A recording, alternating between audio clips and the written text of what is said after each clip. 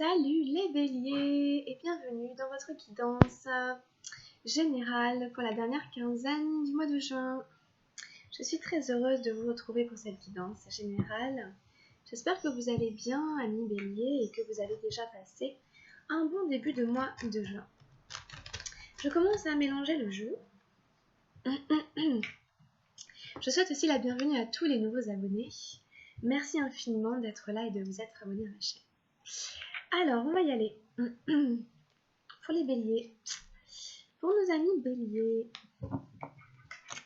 que vous réserve la fin du mois de juin? On prend une première carte. C'est l'énergie générale. L'énergie générale qui vous représente, les béliers.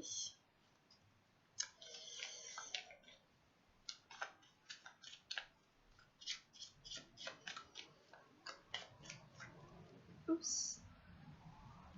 Alors, l'énergie fin juin. Quelle est l'énergie générale?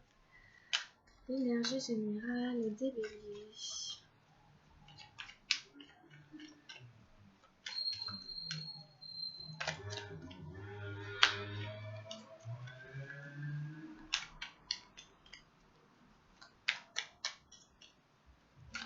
Allez, on y va. On va commencer. Alors, je baisse la caméra. Hop. Alors, ça, c'est l'énergie générale. On la retournera après. Ensuite, on prend l'énergie matérielle. L'énergie qui touche à la sphère matérielle, physique.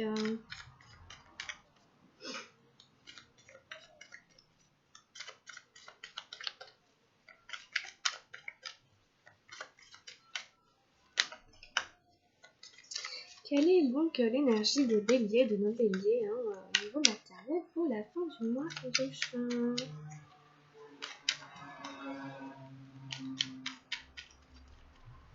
Hop. Ensuite, on va prendre l'énergie du mental. On va aller voir quelle est l'énergie de votre mental pour la dernière quinzaine du mois de juin. Amis béliers. Ensuite, on va prendre l'énergie émotionnelle. L'énergie qui touche votre corps émotionnel. Et ensuite, on va prendre l'énergie spirituelle. L'énergie de votre développement spirituel.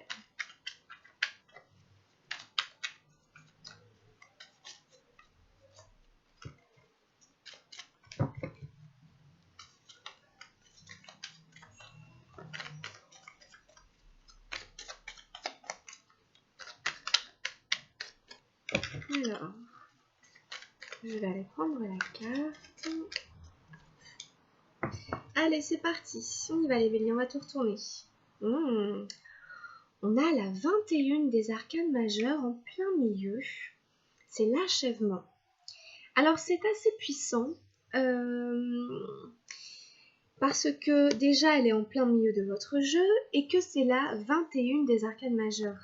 C'est la dernière carte des arcanes majeures. C'est un aboutissement, c'est une fin de cycle, c'est une réalisation.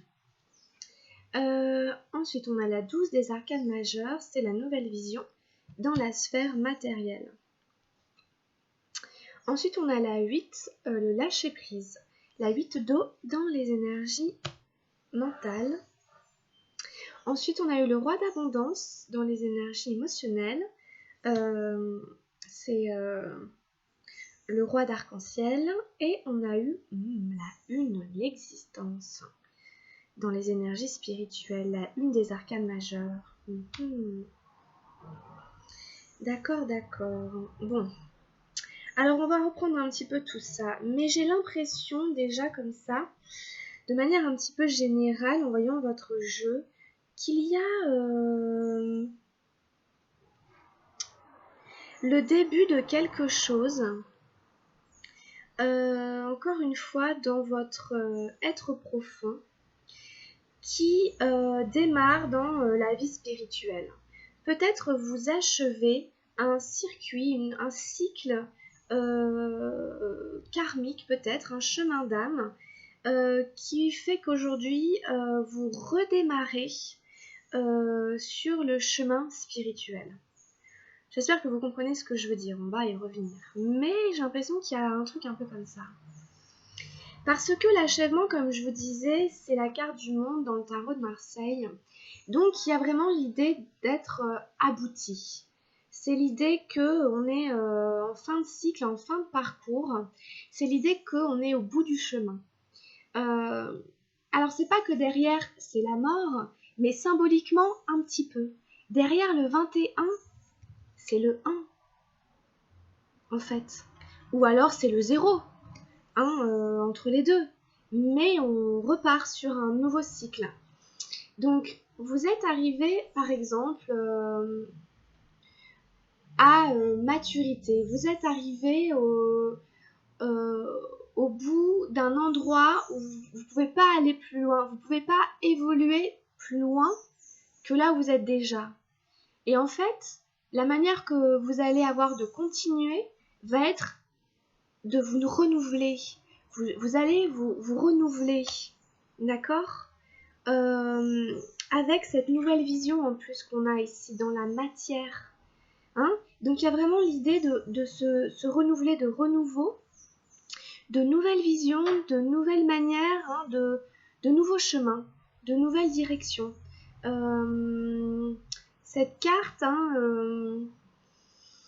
je crois que ce serait la carte du pendu dans le tarot de Marseille, c'est le fait de voir les choses sous un angle différent. C'est le fait, du coup, d'aborder votre vie matérielle, votre vie physique, sous un angle différent, sous une nouvelle perspective, sous une nouvelle dimension. Et à mon avis, ici, il y a vraiment cette idée de nouvelle dimension.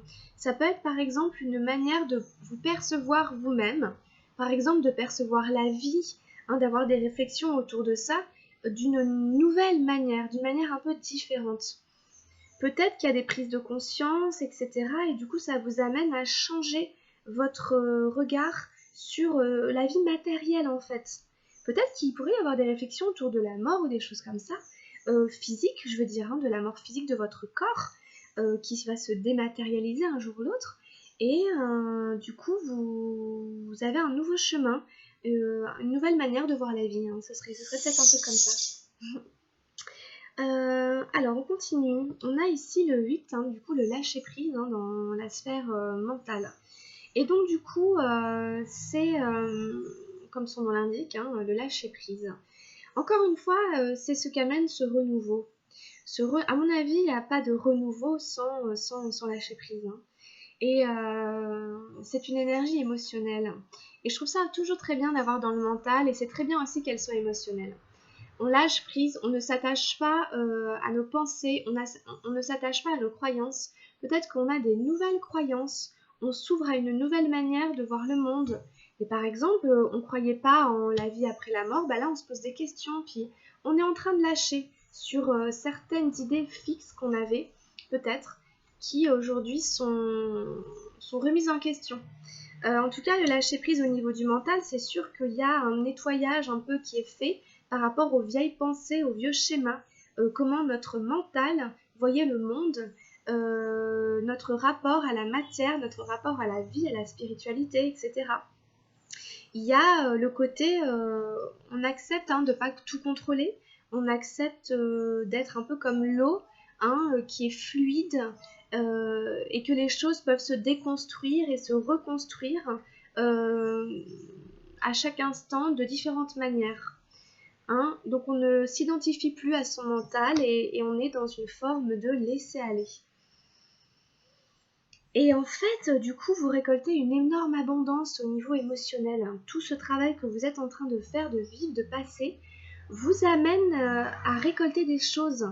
Vraiment, le roi ici, l'arc-en-ciel, c'est quelqu'un qui a vécu, c'est quelqu'un qui a traversé la vie. C'est quelqu'un qui a éprouvé le jour, la nuit, qui a éprouvé les angoisses de la nuit, les plaisirs du jour ou vice-versa, les angoisses du jour, les plaisirs de la nuit. C'est quelqu'un qui a vécu et qui en a tiré du savoir, de l'expérience, de la connaissance. Il est assis sur un livre, donc c'est quelqu'un qui s'est instruit de par son expérience de la vie. Et en fait, aujourd'hui, il peut en récolter les fruits, les plaisirs. Donc, au niveau émotionnel, encore une fois, on arrive à une forme d'achèvement, c'est le fait de parachever même. En fait, j'ai envie de dire, le mot parachever me vient. Et ce roi ici, encore une fois, hein, après le roi, il n'y a plus grand chose à part l'as éventuellement, hein, ou voilà, hein, donc encore une fois, il y a le fait d'être en bout de circuit, de bout de chemin. Mais ici, c'est vraiment, on parle de réalisation de soi, hein. Ça touche, à mon avis, à des choses par rapport à l'ego, par rapport au soi, par rapport à l'âme, des choses qui peuvent toucher la notion d'incarnation et tout, hein. En même temps, je suis beaucoup comme ça en ce moment dans les tirages que je fais. Et je pense aussi que c'est normal aussi par rapport aux lunes, par rapport au cycle karmique. Il va y avoir une nouvelle lune très forte le 21.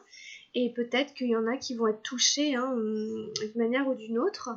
Euh, donc c'est un peu normal, j'ai envie de dire, d'avoir des énergies aussi profondes dans tous les tirages, hein, et aussi denses, parce qu'on a aussi des récoltes, hein, le roi d'abondance, il récolte. Donc d'un point de vue émotionnel, vous pouvez recevoir de l'amour, vous pouvez recevoir de la joie, vous pouvez ressentir de la gaieté, de la satisfaction du chemin que vous avez parcouru, de là où vous en êtes, de la satisfaction d'avoir lâché dans votre esprit certaines choses, et de voir que vous avez un retour d'un endroit que vous ne contrôlez pas et que vous êtes nourri et tout.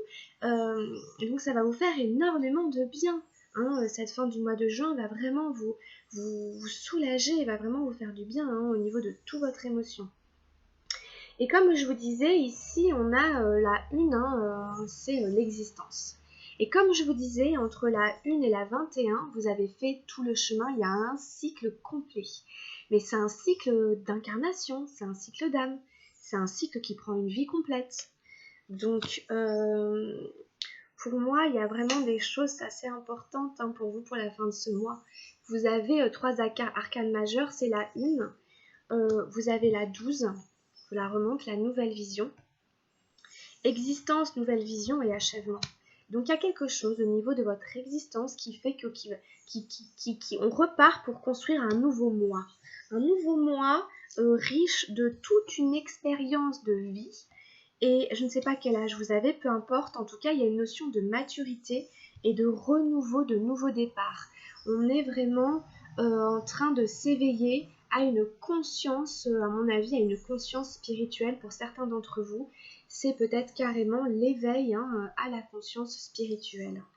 Cette carte, elle est super belle, hein, vous voyez bien, hein, il y a une notion de fragilité, de vulnérabilité avec ce personnage nu de dos qui représente le pistil de la fleur ou de la plante en gestation qui va grandir, s'épanouir. Il y a une notion d'être connecté au cosmos, avec les étoiles, hein, et d'être tout frais comme ça, une notion de fraîcheur, de légèreté. Vous êtes au début de votre chemin spirituel pour certains d'entre vous, ceux à qui ça va parler. Alors évidemment, la guidance ne pourra pas parler à tout le monde, mais en tout cas, pour ceux qui s'y retrouvent, c'est un très beau chemin là, hein, vraiment. C'est un super beau tirage, hein, et très profond comme vous disiez. C'est une très belle avancée. Alors, on va continuer, hein, justement pour parachever ce tirage. Non, on n'a pas terminé, il reste pas mal de cartes encore à tirer, hein. On est avec le tarot de la transformation pour les béliers. Qu'est-ce qui peut venir les aider par rapport à la fin du mois de juin? Alors, j'ai eu au-delà de l'avidité, hein, mais il y a cette notion d'être au-delà, de l'au-delà, hein, je vous disais, c'est la 7. Je vais peut-être encore en prendre une. Alors la 7, hein, ça nous dit de ne pas courir après l'argent. Alors, évidemment, c'est important, hein, de faire de l'argent, c'est important de travailler, mais c'est aussi important d'avoir du temps pour le reste. Du temps pour aimer, du temps pour vivre, du temps pour les joies de la vie, pour les plaisirs de la vie. Hein, ça... Oulala. Et ensuite, c'est la concentration. Et celle qui s'est retournée, c'est la renonciation au savoir. Allez, je vous laisse toutes les trois. Aujourd'hui, je suis généreuse avec vous, les béliers, je suis sympa. J'en ai mis 3.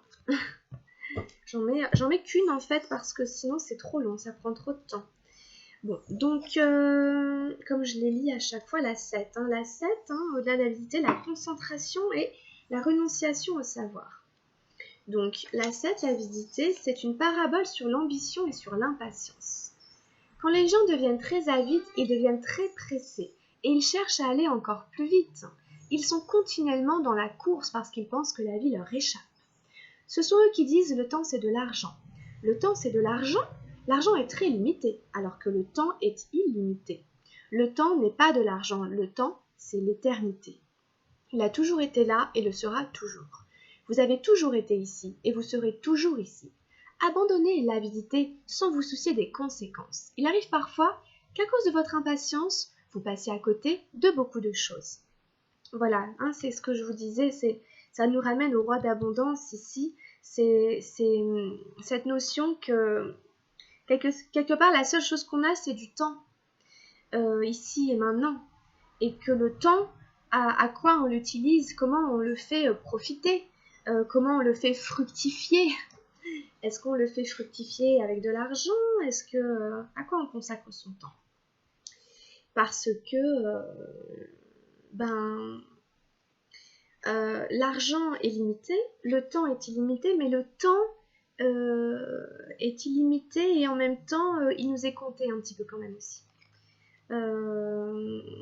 Alors, la concentration. Sarah est la femme qui forgeait des flèches.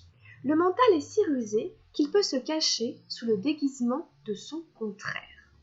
Il peut aller de l'indulgence à l'ascétisme, du matérialisme à la spiritualité, du temporel à l'intemporel. Mais le mental est le mental, et que vous soyez pour ou contre le monde, vous restez prisonnier du mental. Pour ou contre font tout de partie du mental. Lorsque le mental disparaît, il disparaît dans l'équanimité. Quand vous arrêtez de choisir, quand vous n'êtes ni pour ni contre, vous vous arrêtez au milieu. Un choix vous fait pencher vers la gauche, c'est un extrême. Un autre choix vous fait pencher vers la droite, c'est l'autre extrême. Si vous ne choisissez pas, vous êtes exactement au milieu. C'est une relaxation, un repos. Vous êtes sans choix, sans idée fixe, et cet état de conscience fait ressortir l'intelligence qui s'était profondément assoupie au fond de vous. Vous devenez vous-même votre propre source de lumière. Voilà. C'est une très très belle carte, magnifique, avec des choses, encore une fois, des notions de temps, de temporel, d'intemporel, de matérialisme, de spiritualité, qui vous dit que le mental penche un coup à gauche, un coup à droite, et qui vous invite quelque part à ne pas choisir entre l'un et l'autre et à prendre la voie du milieu. C'est de là que vient la méditation, le repos, le calme, et d'où surgit l'intelligence profonde, le savoir ancestral qui est en vous, votre source de lumière. Et enfin, la 13. Justement, on est dans la renonciation au savoir. C'est intéressant. Alors, elle nous dit la vision obsédante de Maropa. La vérité est une expérience personnelle, une révélation personnelle. Même si j'en fais l'expérience et que je vous en parle, au moment où je le fais, c'est pour vous un mensonge, non une vérité. Pour moi, c'est la vérité et je la vois de mes propres yeux, c'est ma vision. Pour vous, ce n'est pas votre vision, c'est quelque chose d'emprunté, c'est une croyance, un savoir, non du connu. Elle entre par vos oreilles et si vous commencez à y croire, vous croyez en un mensonge. Souvenez-vous-en, une vérité devient un mensonge si elle ne pénètre pas en vous par la bonne porte. La vérité doit entrer par la porte principale, par les yeux. La vérité est une vision, elle doit être vue. Voilà, c'est super intéressant, j'aime bien parce que ça parle à la carte de la nouvelle vision. On parle énormément ici de vision. Et quand on va au-delà de ça, c'est carrément les visions, les prémonitions, les visions médiumniques, et le savoir, c'est une forme de savoir.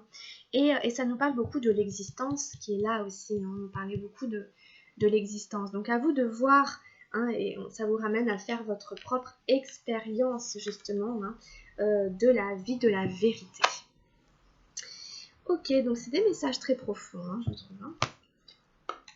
Qu'est-ce qu'on a avec les murmures de guérison pour les béliers? Pour continuer cette belle guidance, et puis pour les aider à traverser la fin du mois de juin Bon alors, on a eu la compassion, c'est la numéro 2. C'est une carte très verte, hein. Il y a beaucoup de vert aussi dans votre tirage, hein. C'est le chakra du cœur, mais aussi c'est des énergies de guérison. La compassion, c'est une carte qui parle beaucoup de pardon, qui dit que si on a fait des erreurs, si on a blessé des gens, euh, on nous invite à entrer dans une forme de pardon, mais c'est aussi se pardonner à soi. Quand on pardonne, en fait, on s'autorise à libérer des souffrances à l'intérieur de nous ou des sentiments qu'on alimente qui traînent, vous savez, le mauvais karma d'une certaine manière. Alors, au cours d'un travail de guérison, il peut sembler contraire à l'intuition d'éprouver de la compassion pour quelqu'un qui vous a blessé autrefois. Cependant, le pardon constitue une étape vitale dans le processus. Décidez d'abandonner le ressentiment. Les sentiments de douleur, de souffrance, d'être une victime et de vouloir se venger ont une vibration lourde et vous empêchent de progresser. Le pardon est porteur d'une vibration élevée. Pardonner à une personne du passé vous apportera la guérison. Vous n'avez pas besoin de lui communiquer votre démarche. Le pardon est une étape qui se passe en vous. Quand la décision de pardonner est prise, elle ouvre la voie à des sentiments de tolérance, de sympathie et de considération pour la personne qui vous a blessé. Cette carte vous incite à considérer les blessures ou les douleurs que vous avez causées aux autres. Méditez sur les occasions où ils vous ont pardonné. Le pardon est un processus. Peut-être faudra-t-il réfléchir plusieurs fois aux petites offenses et aux grandes bien davantage. Sur l'illustration de la carte, une dryade se connecte à un lapin et à un moineau. Ces racines apparentes rappellent le besoin de vous ancrer. Essayez de regarder une situation sous une autre perspective. Le lapin est signe d'un commencement et de la résolution de problèmes sociaux. Les nuances d'orange et de jaune peuvent se rapporter au chakra sacré et au plexus solaire. Le vert représente le chakra du cœur où se passera la majeure partie de la guérison dans cette situation. Voyez en quoi cette carte vous affecte. Quand vous pensez au pardon, une personne en particulier vous vient-elle spontanément à l'esprit? En quoi la guérison venant du pardon peut-elle vous être bénéfique? Voilà, très belle carte, encore une fois très profonde, où encore on vous parle de la nouvelle vision, de voir une situation sous un angle différent. Ça peut être une situation émotionnelle, ça peut être une situation qui vous ramène à des choses du passé où vous avez été blessé. Et le travail que vous faites est très profond, je trouve. Vraiment, là, on touche des choses très très importantes pour vous, les amis béliers. Ok, bah écoutez, super. On va prendre un petit message des anges gardiens. C'est un oracle que j'ai acheté tout récemment. Quel est le message des anges gardiens pour les béliers?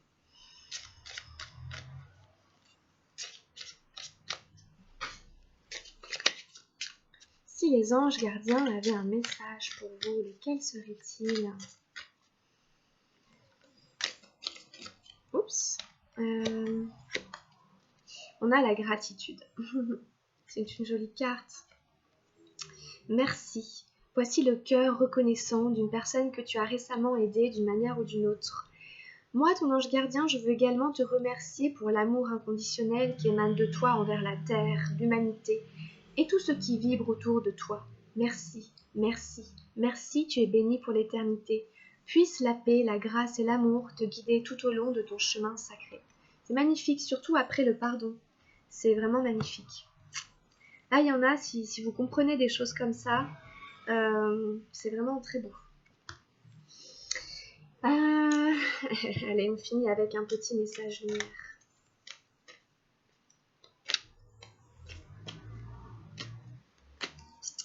Pour nos amis béliers.